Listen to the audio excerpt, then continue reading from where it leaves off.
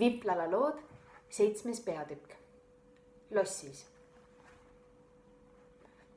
Kus ma olen? Küsis härra Plomm. Daami väljakul, lossis, vastas Johannes. Mis ma seal siis teen? Küsis härra Plomm uniselt. Ta oli äsja ärganud ja vahtis jahmunult ringi. Ta pilgule avanes tohutu voodi, kus nad kõik lamasid ja ta ei taibanud esialgu midagi. Kuula, ütles Nellatella. Me lendasime siia kuninga lossi ühe lahke tuvi seljas. Atlas aitas meid sisse. Kas sulle nüüd tuleb meelde? Ah jaa, vastas härra Plomm. Küll on koledad mälestused. Üldsegi mitte koledad, väitis Johannes. Tore, nii näeme meiegi natuke maailma. Suurepärane on olla nii pisike. Võid ennast igale poole peita, ilma et keegi sind kinni nabiks. Võid linnu seljas sõita. Kas see polnud siis oivaline sõit tuvi seljas? Seda küll, nõustus härra Plomm. Aga mis me siin suures lossis peale hakkame? Kuidas me siit välja pääseme? Ja kui me kord ka välja saame, kuhu me siis läheme? Oma koju ei saa me minna, seal on nüüd liiga ohtlik. Kas te olete endale hästi selgeks teinud, jätkas härra Plomm hääl hirmust värisemas. Kas te olete endale hästi selgeks teinud, et meist on saanud viletsad heidikud? Et meil pole kuskil maailmas enam õiget kohta? Et me oleme inimeste maailmast hüljatud? Nellatella ja Johannes vaatasid isale kohkunult otsa. Kuidas nii, isa? Me peame kogu aeg elama hirmunud põgenike kombel, rääkis isa. Peame ennast alati peitma, kus me ka ei viibiks. Alati, kui läheduses on inimesed, tähendab see meile ohtu. Niipea, kui nad avastavad, hakkavad nad meid kindlasti, nad hakkavad meiga hulle asju tegema. Aga lähme siis minema, arvas Johannes. Ma mõtlen, et lähme päriselt minema, kuskile metsa. Me võime seal mõnes pisikeses koopas elada. Et metsloomad meid nahka pistaks, porises härra Plomm. Nüüd, kus me nii pisikesed oleme, võib iga vares meid surnuks nokkida. Iga öökull ära süüa, iga nugis surnuks purra. Oh ei, sosistas Viplala. Küll ma sellest hoolitsen, et seda ei sünniks. Ma tinistan ära viimase kui elaja, kes meile kallale kipub. Ära karda, isa. Pomises härra Plomm. Selle peale ma ei mõelnudki. Sa võid meile tõepoolest väga suureks abiks olla, Viplala. Jah, me peame nii ruttu kui võimalik siit lahkuma ja metsa minema. Vahest õnnestub meil jälle mõnda tuvi leida, kes oleks meid nõus ära viima, oletas Nellatella. Viplala, mine õige katusele ja vaata, kas sa seal mõnda uut tuvi ei näe. Ega ma kõiki tuvisid ei tunne, väitis Viplala. See eilne oli üks mu vana tuttav. Aga sa saad ju kõigist tuvidest aru, või kuidas? Sa ju oskad nende keelt ja nemad mõistavad sind. Sa saad omad iga tuviga rääkida. Seda muidugi, vastas Viplala. Hästi, ma katsun mõne üles otsida.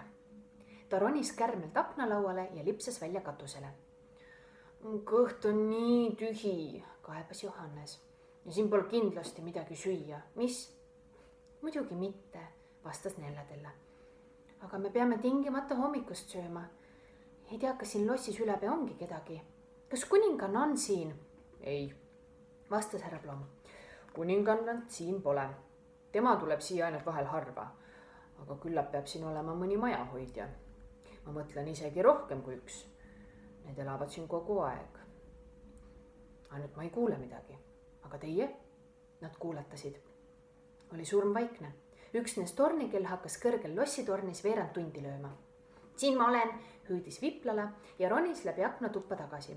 See põmmimine ehmatas mu ära, aga need on ainult kellad. Kas sa rääkisid mõne tuviga? Ei, ainult ühe varblasega, aga see pole nõus. Ta ütleb, et pole küllalt tugev 4 meiesuguse vedamiseks. Pealegi polevat tal mingit mõtet taksot mängida, ütleb ta. Varblased on ju jõhkrad, täitsa huulitsa poisid. Me tahame väga süüa, ütles Johannes. Viplala, kas sa ei saaks meile mingit sööki kokku tinistada? Tõepoolest, katsu ometi, palus Nellatella. Näe, siin nurgas on mõned pappkarbid. Kas sa ei saaks neid muuta võileibadeks, juustuks, munadeks, moosiks, piimaks ja õunteks? Oh, eks ma katsu, ohkas Viplala. Ta läks pappkarpide juurde. Need olid veidi suuremad kui tikutoosid. Viplala pani silmad kinni, ohkas veel korra, pomises midagi, liigutas sõrmi ja ütles: valmis. mis? No aga Viplala, need on ju ikka need samad karbid. Või ei, oota. Nüüd on nad kivist. Neist on saanud kivist karbid. Viplala, kuhu jääb siis hea söök? Nellatella vaatas talle etteheitvalt otsa. Ei tule välja, teatas Viplala lootusetul ilmel. Teate, et ma vahel suudan tinistada ja vahel mitte. Noh, täna ei tule jälle midagi välja. Täna ma ei suuda midagi. Lähme nuhime siis natuke lossis ringi, ütles härra Blom. Muidugi mõistu üsna ettevaatlikult, kikivarvul. Vahest on kuskil all mõni köök. Kes teab, äkki leiame midagi hamba alla. Majahoidjad peavad ka ometi midagi sööma. Nad kõik ajasid ennast suurest pehmest poodist püsti, libistasid end põrandale ja leidsid, et kambri uks seisis lukus. Nüüd oleme veel sisse kukkunud, hüüdis härra Blom. Istu veel luku taga pealegi. Küllap me mahume ukse alt praost läbi, arvas Viplala. See oli väga pingutav ja vaevaline, kuid suure ähkimise ja pusimise peale pääsesid nad ometi läbi. Hahaa, tähendas Nellatella. Õnn, et siin pragu oli.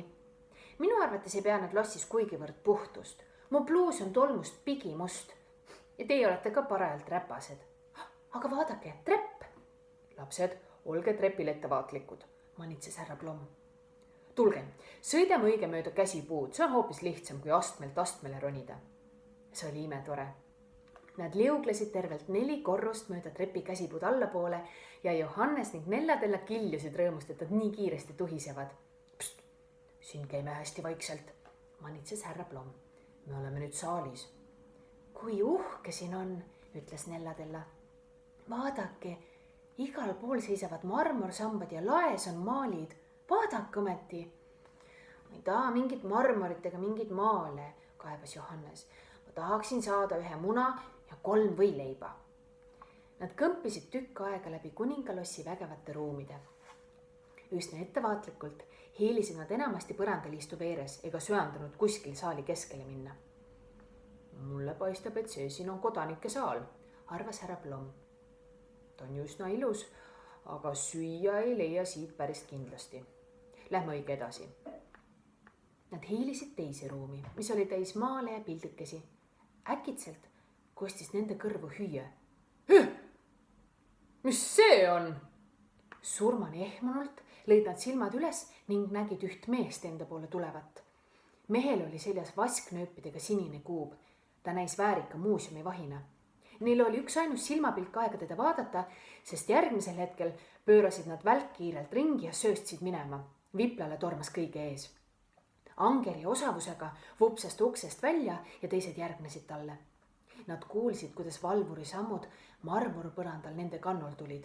Klapp, klapp, klapp, käisid rasked, õõnsa kõlaga sammud. Ta oli neid näinud, ta tahtis neid kinni püüda. Kallis aeg, neil polnud enam üldse aega pelgupaiku otsida. Viplala silmas esimesena enda ees mantlit. See oli mehe mantel, mis oli visatud üle madala tabureti nii, et tasku põrandale ulatus. See tasku seisis kutsuvalt avali. Viplala hüppas kärmelt taskusse, teised tema järel. Nad libisesid iseendast alla tasku põhja, kus lõhnas hirmsasti tubaka järele. Nad olid surmvaiksed ja lõõtsutasid pimedast tasku põhjas hääletult. Vaht oli nüüd päris tabureti juurde jõudnud, kus lebas mantel. Kas ta äkki nägi, et nad siia peitu pugesid? Krabab ta nad kinni? Hakkab taskus kobama? Ei, nad kuulsid teda endamisi pobisemas. Nad kuulsid, kuidas ta toole nihutas ja ringi nuhkis. Ilmselt otsis ta ikkagi neid, sest ta vaatas kõigi asja talle ja torises, et ta neid kuskilt ei leia. Ta ei leia meid üldsegi, sosistas Viplala. Pst, tegi härra Blom. Korraga kuulsid nad teist häält. Ka see oli mehe hääl. Kas te otsite midagi? Küsis see hääl. Ei, see tähendab jah, kostis vaht veidi kimbatussaetult. Seisin seal pildigaleriis ja näkin äkitselt mingit loomi. Loomi? Jah, võib-olla olid need hiired, mõtlen ma. Aga nad jooksid tagajalgadel ja neil olid riided seljas. Naeris teine mees mürinal. Kallis mees, te peaksite puhkust võtma. Hiired, kellel riided seljas. Ta lausa hirnus mõnust. Ilmselt pidas ta seda oivaliseks naljaks. tulge, jätkas ta siis. töö on tehtud, juhtmed on parandatud, mu härra. ma vaatasin lambid ka üles ja vahetasin kontaktid. kus on mu tööriistad? ah soo, siinsamas. ma siis lähen, nägemiseni. nägemiseni, vastas vaht. saatke aga arve mulle, minu nimele ja tooge kunagi ka paar lühtrilampi kaasa. ärge muretsege, küll toon, vastas teine. mantlitaskus istujad olid juba taibanud, et tegemist on elektrikuga, kes käis valgustust parandamas. aga tooge mattpirnid, lisas vaht. Need olid mingid päkapikud. mis? hüüdis elektrik. millest te räägite? Nendest elukatest. Need polnud kellegi elukad, need olid mingid päkapikud. Elektrik müristas jälle päris kõvasti naerda. Te olete tore mees, ütles ta. elate suures lossis ja näete päkapikke. peaksite kiiresti natukeseks ära sõitma. kui nii kaua lossis elada, hakkad nägema igasugu imelikke asju, mida pole olemaski. jah, küllap see võib nõnda olla, nõustus vaht väsinult.